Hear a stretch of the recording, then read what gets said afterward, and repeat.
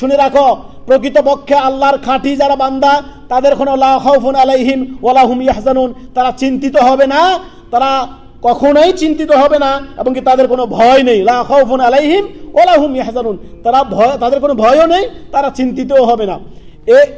এরা কারা? এদের বৈশিষ্ট্য আল্লাহ তাআলা পরবর্তী আয়াত নাম্বার আপনার 63-তে আল্লাহ তাআলা স্পষ্ট বলতেছেন। আল্লাহ তাআলা বলেন আল্লাযীনা আমানু ওয়া কানু ইয়াত্তাকুন। এই আল্লাহর খাঁটি বান্দা যারা, তাদের বৈশিষ্ট্য হচ্ছে আল্লাযীনা আমানু, তারা ঈমান নিয়ে আসবে, শিরককে তারা বর্জন করবে, তাওহীদ ভিত্তিক জীবন যাপন করবে, এবং সুন্নাত ফরজ ওয়াজিবের পাশাপাশি সুন্নাত নফলের হিফাজত করবে। অর্থাৎ আল্লাহর খাঁটি বান্দা তারাই যারা আল্লাহর প্রতি ঈমান আনবে, তারপরে তাকওয়া অবলম্বন করবে। তো এই পরের আয়াতে এই পীর মুরিদের এই ভণ্ডামি, আপনি চিন্তা করেন এরা কি তাকওয়াবান? তাকওয়াবান হলে মানুষ কি মুরিদ বানাইতো? তাকওয়াবান হলে কি তারা মরার পরে গম্বুজ বানায় তাদের